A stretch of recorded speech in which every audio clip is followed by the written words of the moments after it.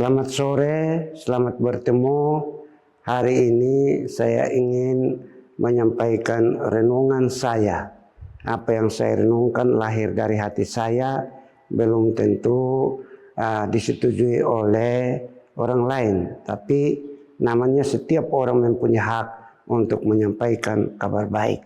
Topik yang akan saya sampaikan pada kesempatan pertama ini ialah manusia diciptakan sungguh sangat baik. Jadi setiap manusia diciptakan oleh Allah pencipta yang maha baik dalam keadaan baik. Itu ide penciptaan manusia, supaya manusia yang diciptakan baik menjalankan kuasa Allah di bumi. Nah, untuk menjabarkan penjelasan saya terkait dengan topik ini, saya buat 3 pertanyaan. Dan 3 pertanyaan ini yang akan saya jawab dalam penjelasan ini. Dalam standar kualitas, bagaimanakah manusia itu diciptakan? Dalam standar kualitas kebaikan mana Allah menciptakan manusia? Lalu yang kedua, untuk apa manusia diciptakan sebaik itu? Untuk apa manusia diciptakan sebaik itu? Dan yang ketiga ialah mengapa sekarang kalau manusia diciptakan baik, lalu kondisi manusia sekarang banyak yang mengeluh, banyak yang resah. Artinya kondisi sekitar kehidupan manusia nampak tidak sebaik yang diharapkan. Baik, yang pertama, standar kualitas apa? Standar kualitas apa manusia diciptakan oleh Allah yang maha baik? Dalam pernyataan penciptaan manusia, mungkin juga ada di dalam kitab agama-agama lain, tapi khususnya dalam kitab Kristen, Alkitab, di situ dikatakan bahwa manusia diciptakan sungguh sangat amat baik. Mengapa sungguh sangat amat baik? Karena manusia diciptakan menurut gambar dan rupa Tuhan. Sekali lagi, manusia diciptakan menurut gambar dan rupa Tuhan. Gambar atau image, rupa atau likeness, kelihatannya. Sehingga ketika melihat potongan manusia, itu sudah menggambarkan potongan Allah pencipta seperti itu. Dan itu struktur luarnya itu menggambarkan manusia, menggambarkan gambar Allah. Sedangkan rupa, likeness, itu sudah terkait dengan bagian dalam yang tidak kelihatan dari kasat mata, tetapi akan kelihatan gerakan-gerakan dari kekuatan, dari potensi di dalam diri manusia yang dapat dinampakkan dalam wajah, mimik, kata, sikap, dan kelakuan. Jadi gambar dan rupa Allah menunjukkan kualitas diri manusia, kualitas diri setiap manusia di bumi ini sudah menggambarkan kualitas kehidupan sebaik yang diinginkan, yang diharapkan oleh Allah sebagai pencipta.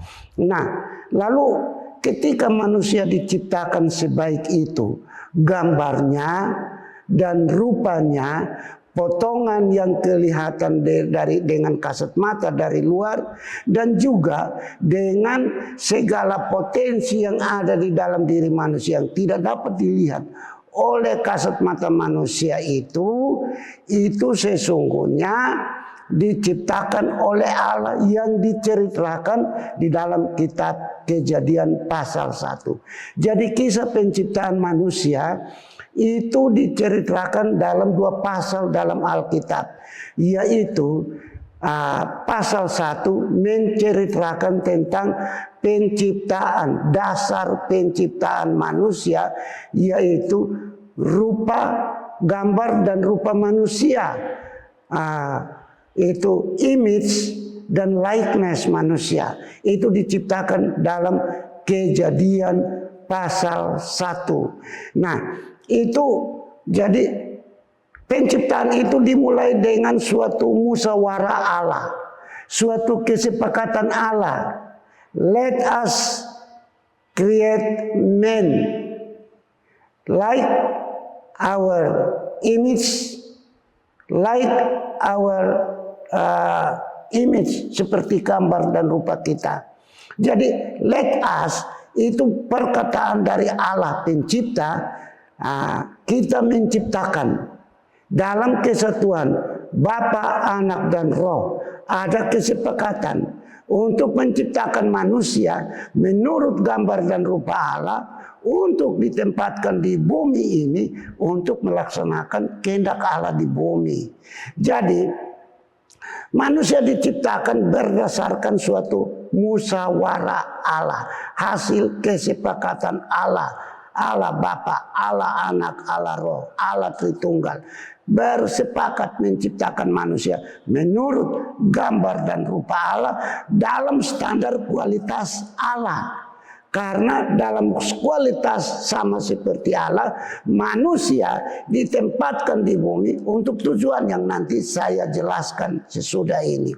Nah, sekarang ketika dalam Kejadian 1 penciptaan itu ada 2 tahap penciptaan. 1, penciptaan rohaninya, kerohanian manusia.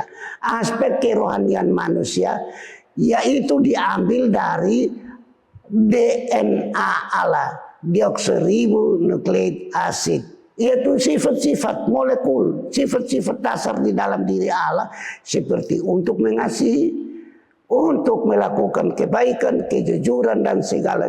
Jadi manusia diciptakan dari Allah mengambil sifat-sifat sifat-sifat dasar dari dalam diri Allah untuk ditransfer, untuk dimasukkan dalam diri manusia yang akan diciptakan.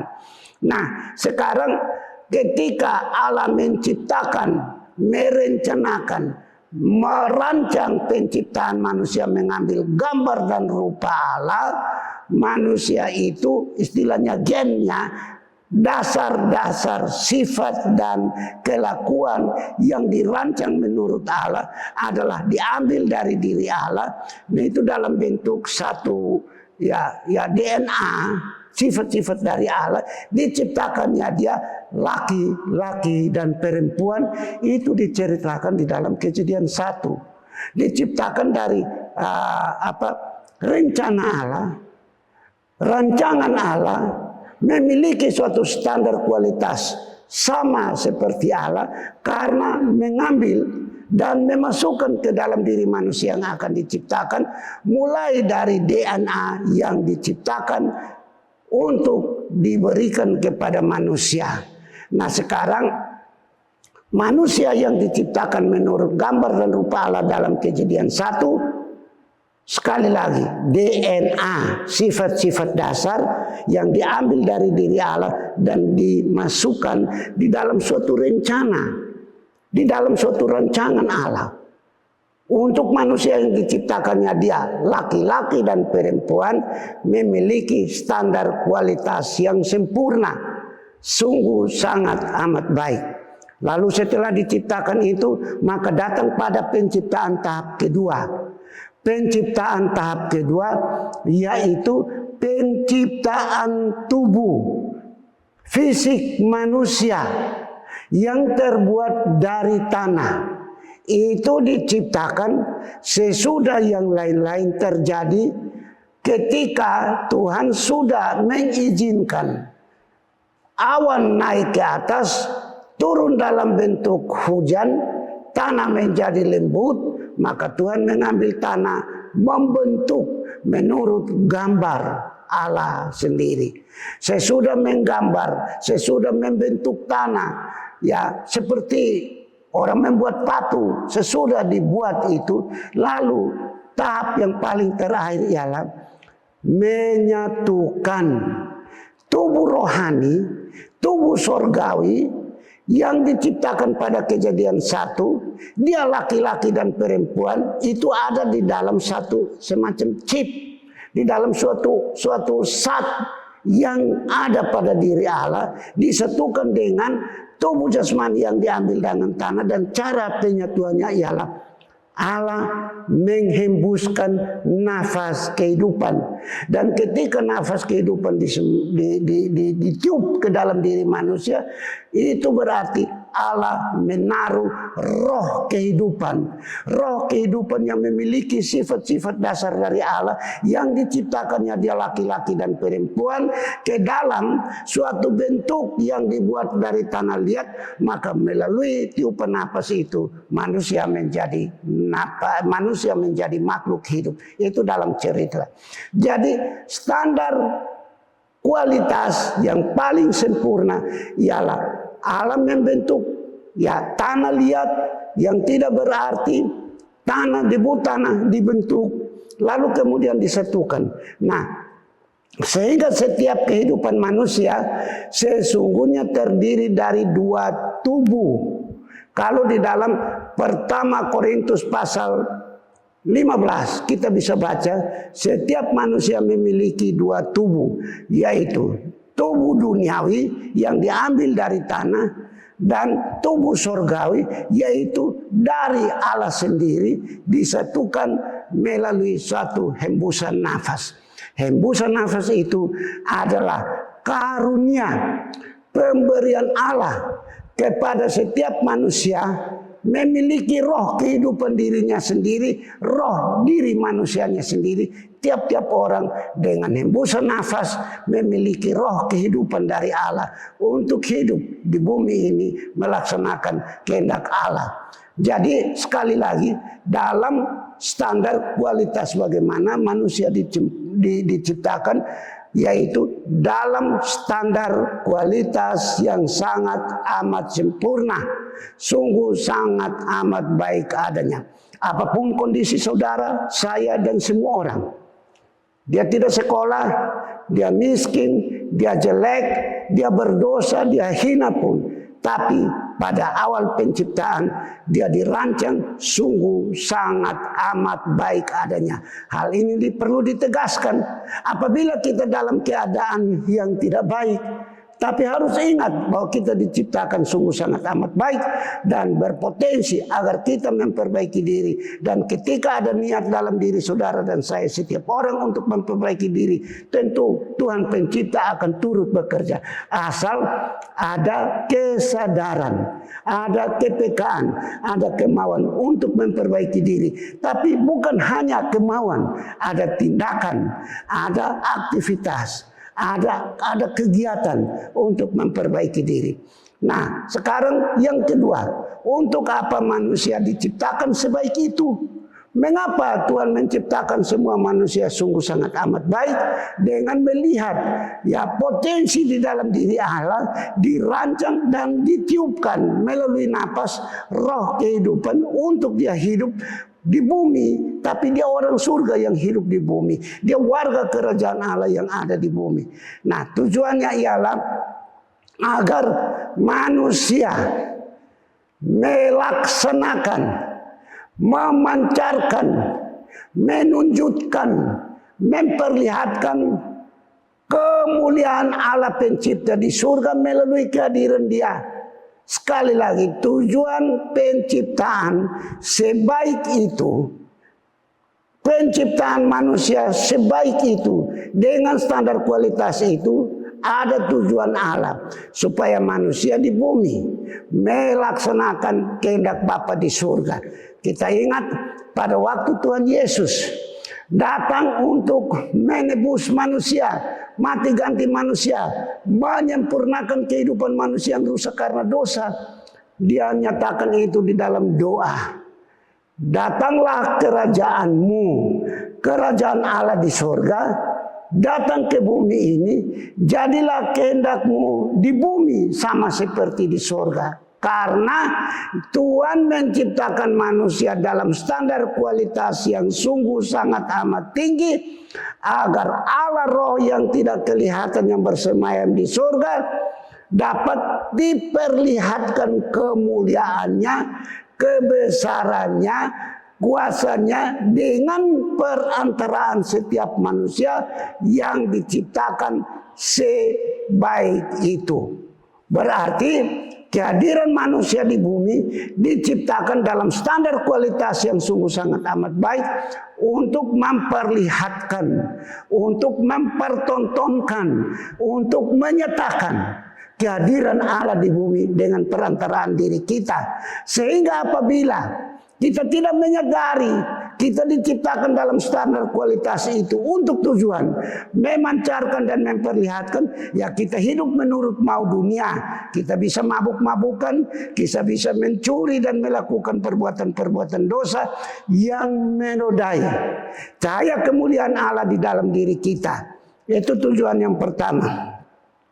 Yang kedua, yaitu manusia diciptakan sedahsyat itu, memiliki standar kualitas itu di dalam Kejadian 1 ialah untuk menaklukkan, untuk mengatasi kekuatan-kekuatan dunia yang mencemarkan, kekuatan-kekuatan dunia yang merusak. Karena ingat, penciptaan alam semesta, dunia dengan segala isinya, bukan hanya manusia yang sungguh amat baik, tapi setiap penciptaan sungguh sangat amat baik dilakukan oleh Allah yang maha baik, supaya ada kebaikan di dalam diri manusia, dalam kehidupan manusia, tapi dalam lingkungan semesta. Nah, karena itu Tuhan juga tahu bahwa di bumi ini ada kekuatan dunia. Iblis yang tadinya merupakan bagian dari makhluk malaikat di sorga, yang meninggikan diri, mau menyamakan diri sama dengan Allah, berperang. Dan ketika dalam kekalahan itu dia dibuang.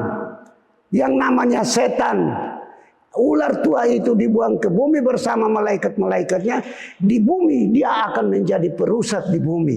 Dan yang dia rusak pertama-tama adalah manusia. Karena itu manusia diberikan kemampuan, manusia diberikan potensi untuk menaklukkan kekuatan jahat yang merusak. Tapi di dalam diri manusia ada potensi, ada tugas, ada misi yang Allah titip untuk manusia memperbaiki, menaklukkan yang jahat dan memelihara yang baik. Jadi ada dua tugas, yaitu supaya dalam standar kualitas yang baik manusia mampu menaklukkan yang tidak baik, yang jahat, dan memelihara yang baik supaya tetap baik, menjalankan misi Allah di bumi. Dan hal yang ketiga, yaitu manusia harus memelihara, sekali lagi memelihara. Jadi tadi menaklukkan, tugas yang ketiga adalah memelihara dan memperbaiki yang sudah baik, supaya yang ada dalam karya ciptaan Allah adalah semua yang baik, semua yang benar, menunjukkan kebesaran, kemuliaan, dan kebaikan Allah Maha Pencipta. Itu tujuan manusia diciptakan. Nah sekarang, kalau manusia diciptakan sungguh sangat amat baik, karena mengambil potensi di dalam diri Allah, sifat-sifat dari dalam diri Allah yang begitu sangat bagus dimasukkan di dalam diri manusia. Tujuannya supaya memancarkan cahaya kemuliaan Tuhan, supaya mampu menaklukkan yang kekuatan-kekuatan yang merusak dan mampu memelihara yang baik. Lalu kenapa manusia diciptakan dengan tujuan mulia itu menampakkan sekarang kehidupan yang sudah rusak? Mengapa itu terjadi? Nah, itu terjadi karena kerusakan itu bukan dari rencana Allah. Kalau sekarang kita hidup susah, kita menderita, Allah tidak pernah menciptakan kita untuk menderita atau hidup dalam keadaan yang rusak seperti itu. Tapi semua kerusakan itu berasal dari dalam diri manusia. Berasal dari diri manusia. Saya hanya mau menegaskan kembali, ketika dalam penciptaan Ada potensi-potensi yang diberikan di dalam diri Allah yang harus kita tahu. Ada potensi-potensi itu yang salah dimanfaatkan. Seperti pisau. Diciptakan untuk kita potong, untuk potong apa? Untuk kebaikan kita. Tapi pisau yang diberikan untuk kita manfaatkan secara baik dan benar bagi kesejahteraan kita, kadang pisau itu digunakan untuk membunuh. Nah, potensi-potensi dalam diri yang kadang salah dimanfaatkan, dan ketika salah dimanfaatkan membangkitkan, menghasilkan penderitaan. Salah satu adalah potensi kepekaan. Kepekaan, begitu dengar, kita ditegur berarti harus berubah. Kita dinasihati berarti kita harus menerima. Kita dipuji berarti kita dianggap ada dalam jalan yang benar, harus terus praktik ini. Ada kepekaan, ada bisikan-bisikan melalui orang lain, ada juga kenyataan, misalnya angin deras, ini tanda bahaya, apa yang harus kita lakukan. Tapi kepekaan ini juga dari dalam diri kita. Tuhan kadang dalam roh yang diberikan kepada kita berbicara dari dalam hati kita, tapi kita karena sibuk, waktu kita sibuk kita tidak menyadari kepekaan itu. Manusia kadang ketika dalam kesibukan, dalam sikap dan perbuatan yang salah, ada bisikan Tuhan melalui orang lain, melalui alam, dari dalam hati. Tapi kalau tidak peka berarti menutup telinga. Ada telinga untuk mendengar, tidak mau mendengar. Ada mata untuk melihat, tapi tidak mau melihat. Nah, itu yang pertama, yaitu potensi kepekaan yang salah dimanfaatkan. Ketika dia melangkah salah, ada teguran, ada peringatan, tapi dia tidak tanggap, maka dia jalan di dalam jalan menuju bahaya. Ada yang kedua adalah kebebasan. Ini yang paling utama. Manusia diciptakan untuk bebas, melakukan apa saja. Tapi bukan kebebasan sebebas-bebasnya. Kebebasan yang punya ikatan tanggung jawab. Ini akan nanti saya lakukan, saya akan jabarkan lebih lanjut di dalam tema berikut yang akan saya jelaskan. Jadi potensi kebebasan di sini adalah bebas menjalankan kehendak Allah. Bebas menjalankan maksud, tujuan, misi Tuhan dalam kehidupan, yaitu menaklukkan yang jahat dan memelihara yang baik, menjaga dan memelihara yang baik agar tetap baik. Nah, itu jadi kepekaan untuk kita ditegur, kita diperingati, kita didorong untuk terus maju. Ada kita manfaatkan secara baik dan benar atau tidak. Dan kebebasan, kita sudah lakukan kebebasan sesuai dengan rencana Allah atau tidak. Dan yang berikut, kita juga punya potensi harga diri, ya, harga diri, ya, yaitu harga diri mempertahankan standar kualitas yang ada di dalam diri kita. Harga diri kita adalah pertaruhan nama Tuhan di dalam diri kita. Berarti kalau kita peka bahwa kita diciptakan sebaik itu yang kita jaga, itu yang kita pertahankan. Bukan justru menjerumuskan diri kita di dalam hal-hal yang tidak baik, yang tidak berkenan kepada Tuhan. Itu potensi harga diri, potensi bebas untuk melaksanakan kehendak Tuhan, potensi kepekaan. Tapi ada juga hal yang berikut, adalah potensi waktu, potensi kesempatan. Banyak sekarang suka menyanyi lagu, hidup ini adalah kesempatan. Kesempatan bukan untuk melakukan yang dari dunia, apa yang kita lihat indah dan menarik dari dunia, tapi apa yang ditanamkan di dalam diri kita, yaitu kebaikan, kebenaran untuk tetap memiliki suatu kehidupan. Nah, kalau kondisi kehidupan manusia saat ini dalam kondisi yang tidak baik, dalam kondisi hidup dalam kesengsaraan, berarti tidak sesuai dengan rencana Allah yang sudah Allah persiapkan di dalam diri kita. Itu bukan karena Allah menciptakan kita untuk menderita dalam dunia yang kacau balau, dalam dunia yang penuh dengan tantangan, tapi karena kita tidak menyadari di dalam diri kita maksud dan rencana Allah dan tidak sanggup memanfaatkan potensi secara baik dan benar, maka hidup kita yang sesungguhnya harus dalam keadaan baik, tetap dalam keadaan baik menjadi rusak. Ini merupakan satu renungan yang pertama, dan nanti renungan berikut saya akan lanjutkan tentang topik yang lain yang berkaitan dengan ini. Terima kasih. Saya berharap agar apabila saudara menyaksikan ini, kurang saudara juga harus kita saling memperlengkapi. Tapi tujuannya ialah bahwa dalam renungan-renungan seperti ini kita harus saling memperlengkapi, saling memotivasi untuk mempertahankan, untuk membela kebaikan yang Allah siapkan, yang Allah hadiahkan, yang Allah karuniakan di dalam diri kita. Selamat berefleksi. Tuhan memberkati kita semua. Terima kasih.